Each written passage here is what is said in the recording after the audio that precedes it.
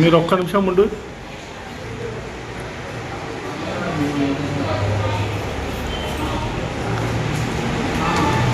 అట్లనే ఉండదు.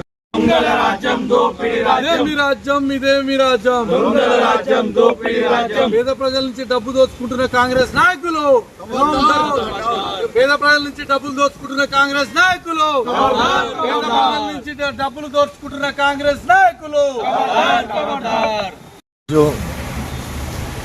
కాంగ్రెస్ పార్టీ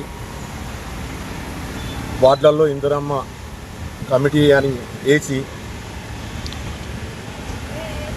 ఆ కమిటీ వాళ్ళు ఏవైతే ఉన్నారో వాళ్ళు ఇండ్లు ఇప్పిస్తామని చెప్పేసి 18వ వార్డులో నిరుపేదైన అంజమ్మ దగ్గర 20,000 రూపాయలు తీసుకొని వాళ్ళకి ఇప్పిస్తా అని చెప్పేసి వాళ్ళకి ఇప్పించకుండా వాళ్ళను రకరకాలుగా ఇబ్బందులు గురి చేసి, మరి కాంగ్రెస్ పాలన అంటే ఇదేనా?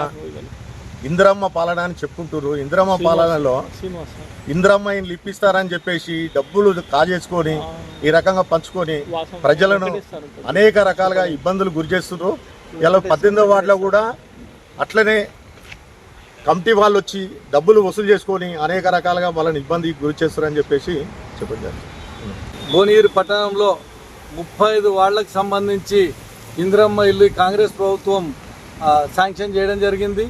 ఇందులో శాంక్షన్ చేసిన దాంట్లో కూడా ప్రతి వార్డులో కూడా నిజమైన లబ్ధిదారులకు ఎవరికి కూడా ఇందిరమ్మ ఇల్లు వచ్చిన పరిస్థితి లేదు. ఎంతసేపు కాంగ్రెస్ పార్టీ జెండా మోసినోళ్లకు, వాళ్ళ బంధువులకు, వాళ్లకు తప్ప నిజంగా పేద ప్రజలకు ఎవరికి కూడా ఇల్లు రాలే. ఎవరైతే ఇందిరమ్మ కమిటీ అని 5 పేర్లు వేసిర్రో ఆ 5 పేర్లు ఉన్న వాళ్ళ చుట్టాలకు, వాళ్ళ కాంగ్రెస్ పార్టీ జెండా మోసినోళ్ళకి తప్ప నిజమైన పేద ప్రజలు ఇల్లు కట్టుకున్నోనికి కూడా ఎవరు కూడా ఇందులో రాలే. అదేవిధంగా సరే ఇల్లు వచ్చిన వాళ్ళ దగ్గర కూడా ఈరోజు కాంగ్రెస్ పార్టీ యొక్క ఇందిరమ్మ కమిటీ అని వేసిన వాళ్ళందరూ కూడా ప్రతి ఇందిరమ్మ ఇల్లు వాళ్ళు బేస్మెంట్ కట్టుకుంటే ₹1,00,000 మీకు కావాలంటే 20,000 కావాలని ఈరోజు డిమాండ్ చేస్తూ ఉన్నారు.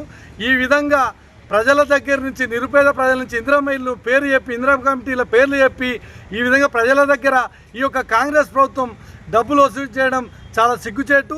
ఇది మాది పేదల ప్రభుత్వం, మేము పేదల పార్టీ అని ప్రజాపాలన అని చెప్పుకునే యొక్క కాంగ్రెస్ ప్రభుత్వం ఈ విధంగా డబ్బులు వసూలు చేస్తున్న కాంగ్రెస్ వ్యక్తులను ఏం చేస్తారో అదేవిధంగా బీఆర్ఎస్ పార్టీ కూడా మేము పూర్తిగా డిమాండ్ చేస్తాం.